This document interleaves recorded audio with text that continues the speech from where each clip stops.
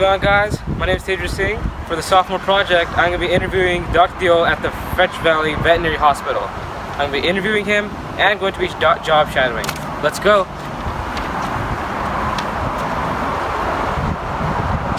Hello, my name is Tejra Singh. I'm at the French Valley Veterinary Hospital and I'm interviewing Dr. Dio. Good to see you. We receive our patients here. We greet them here along with their owners. Then we have 3 exam rooms. We take them in the exam. And this is one of our exam rooms. This is how all exam rooms look like. And this is our lab. Let me show you that. This is state-of-the-art laboratory with my patients. Okay. And this is another what you call electrolytes. We do electrolytes. We do urine test. This is fecal, and this is state-of-the-art microscope that you might see. Do we have one in the school? Yeah, we have microscopes in school. Okay, so this is very high powered, a very effective microscope. You can miss anything. Somebody doing the exam, they can watch on the screen and they can watch through this. And we have like 3-4 types of magnification for you as a science student. And this is our treatment area. This is called wet table. We generally bring the animals here, treat them, what you call any kind of treatment that is needed, injections, fluids, you name it, we do it here. And most of the times my technicians take care of that. Of course now no surgery going on, I can show you. And see, we treat them like as our guests for the day, or maybe hour, 2 hours. I want to treat my animals the way I want to be treated in any hospital. This is a statement that we follow here. Okay. So this is a autoclave. Okay. We autoclave like before going into the surgeries.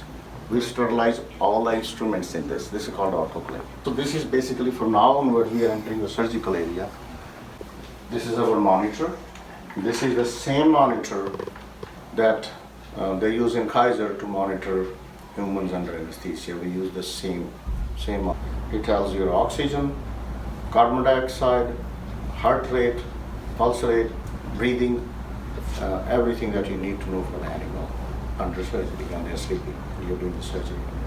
Under 18 you can entry. Yeah. This is a X-ray machine, and this is a digital X-ray. We have capability of doing any X-ray in seconds. And if we can transmit those X-rays after they're done within approximately 5 to 10 minutes to all over the world. So how did you start your veterinary clinic?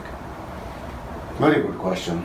It is very hard to get a veterinary clinic because getting a veterinary clinic means you are getting into veterinary business now. Okay. It is a medicine is first. You have to be kind of very good veterinarian or to have all your skills to do a veterinary job independently, and also be a leader, be a businessman.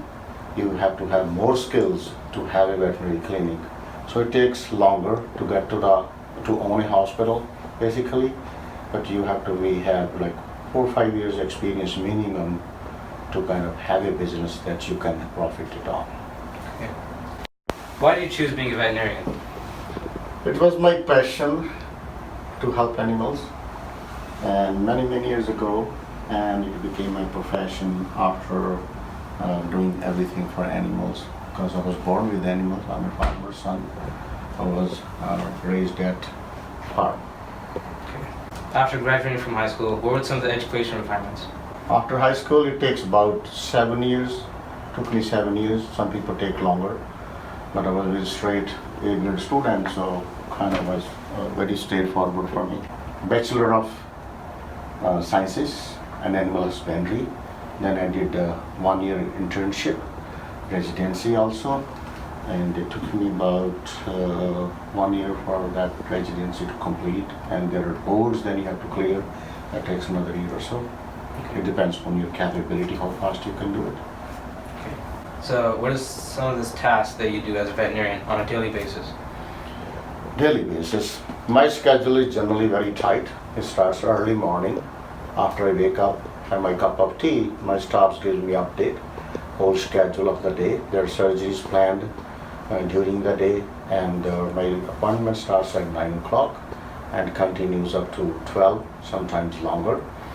And my lunch goes about like 1 o'clock. Okay.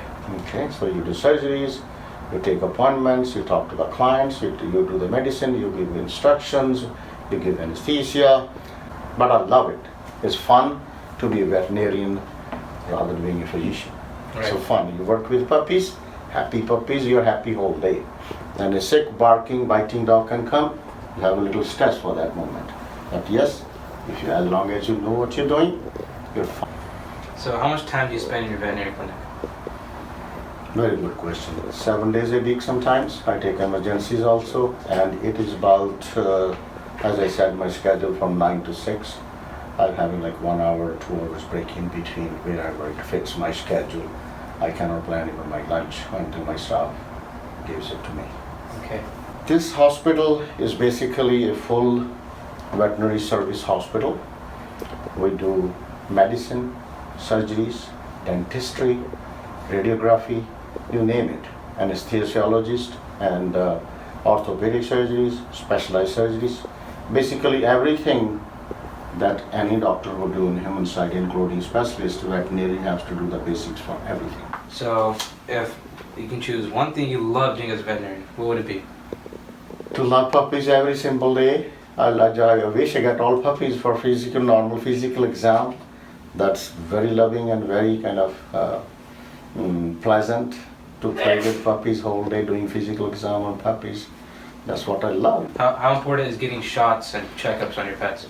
It is very important. Basically what you're trying to prevent all the problems that you can prevent from getting it happen in certain stage of life.